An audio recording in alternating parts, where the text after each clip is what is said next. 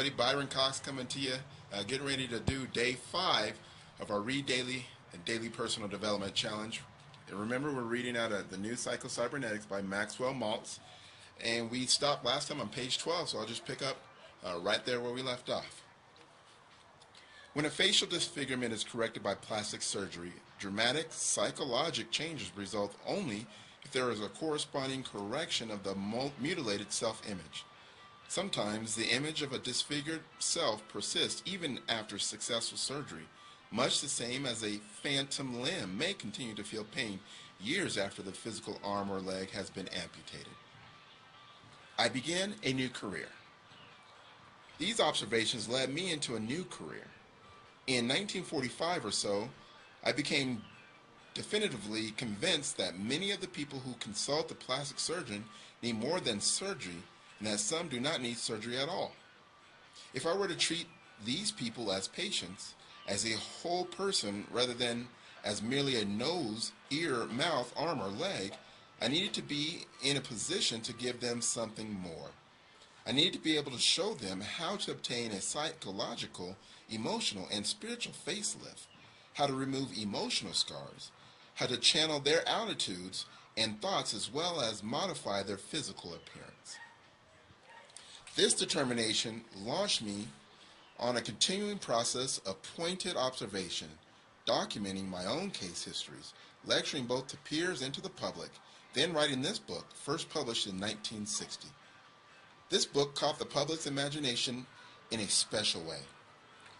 It was excerpted in popular magazines including Reader's Digest and Cosmopolitan, purchased by the thousands by corporations for their salespeople and other employees, adopted by top athletes, coaches, and teams, including the Vince Lombardi-coached Green Bay Packers.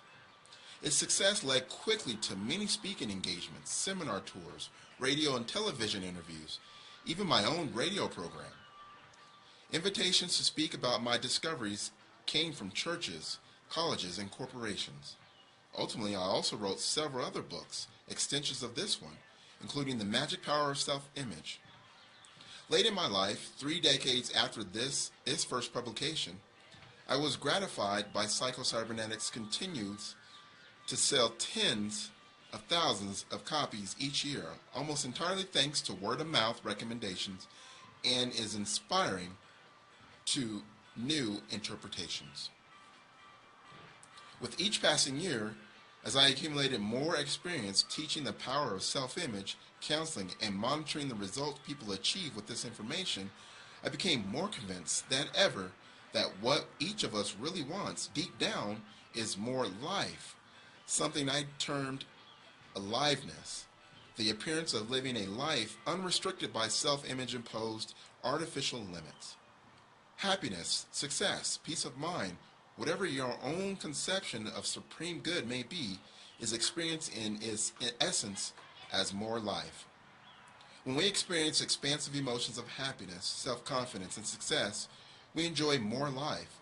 And to the degree that we inhibit our abilities, frustrate our God-given talents, and allow ourselves to suffer anxiety, fear, self-condemnation, and self-hate, we literally choke off life force available to us and turn our back on the gift that our Creator has made.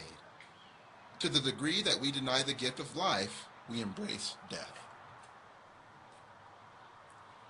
Your new program for liberating living. In my opinion, the professions of psychology, psychiatry are often far too pessimistic regarding people and their potential for self-directed change, even greatness.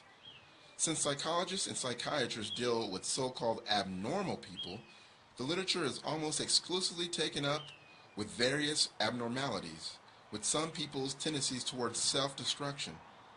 Many people, I'm afraid, have read so much of this type of viewpoint that they have come to regard such things as hatred, the destructive instinct, guilt, self-condemnation, and all the other negatives as normal human behavior.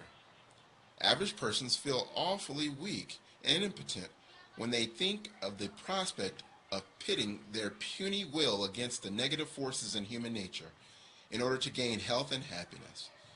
If this were a true picture of human nature and the human condition, self-improvement would indeed be rather futile.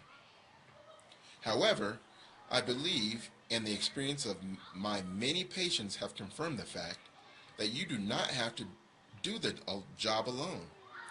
There is within each of us a life instinct, which is forever working toward health, happiness, and all that makes for more life for the individual. This life instinct works for you through what I call the creative mechanisms, or, when used correctly, the automatic success mechanism that is built into each human being. I think I'm going to have to stop there. It's getting a little dark out here. We'll pick up a little bit next time on page 14. We'll talk to you guys soon.